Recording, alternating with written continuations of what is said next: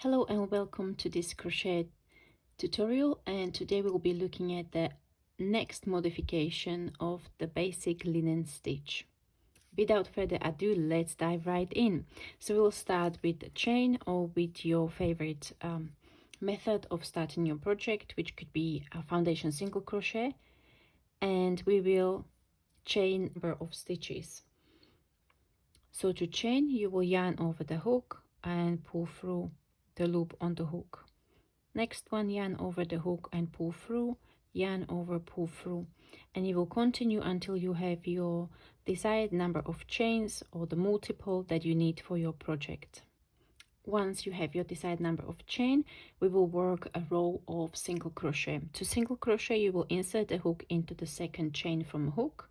So this is the first chain, this is the second. So I like to work into the top loop of the chain, but you can also work into the back bump or into the bottom chain. It's entirely up to you. So we insert the hook from front to back, yarn over and pull up a loop. We've got two loops on our hook. You will yarn over and pull through both of these. The next one, we will insert the hook into the next top chain or top loop of the chain, yarn over, pull up a loop, a yarn over, pull through both loops. And you will repeat this process or these steps for every chain of your foundation chain. So I'll go ahead, pause the video, work your single crochet stitches, and I'll meet you at the end of the row. Once you work your last stitch of the row number 1, you will turn your work around, you will chain 1 and work a single crochet into the first stitch, chain 1. You will then skip the next stitch and work a single crochet into the following stitch. Chain 1, skip the next stitch, work a single crochet into the following stitch, and you will repeat this stitch pattern for the rest of the row.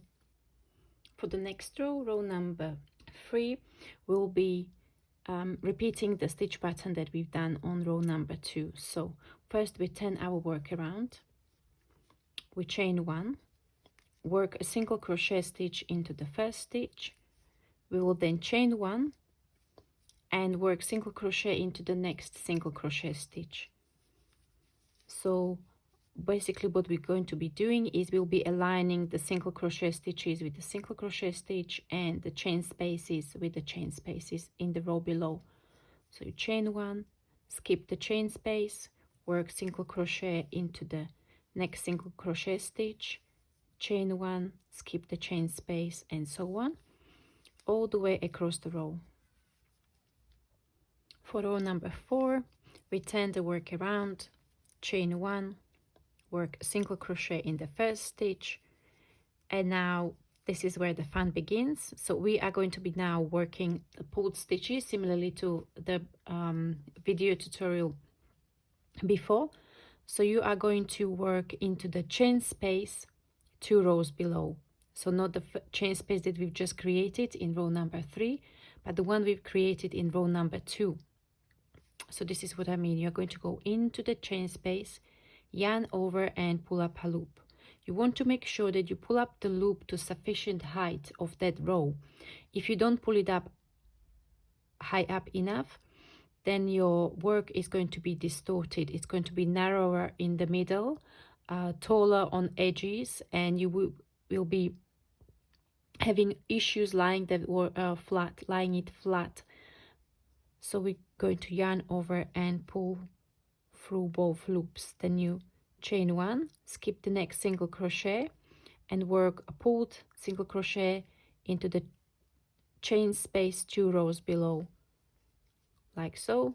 Chain 1, skip the next single crochet, and so on. You will work that across the row into the chain space. So each chain space in the 2 rows below will have a pulled single crochet stitch, and the single crochet in the row below will be skipped, and we will work or chain 1 over it. When you get to the end of the row, you will work the pulled single crochet stitch. Then you won't chain anymore, you will just work a single crochet into the last stitch and turn your work. For row number 5, we'll chain 1, work a single crochet in the first stitch. We'll then work a single crochet in the next stitch, work chain 1 over the chain space in the row below, then work single crochet stitch into the following single crochet, chain 1, skip the next chain, work single crochet into the single crochet in the row below, and so on. After we get to the end of the row, we will work single crochet into the last pulled single crochet in the row below and single crochet in the last stitch, and you will turn your work. For row number 6, we will work chain 1, single crochet into the first stitch. We'll then chain 1, and again in the next section we have 2 chain spaces aligned, one on top of the other. So we'll work a pulled single crochet into the chain space 2 rows below, like so.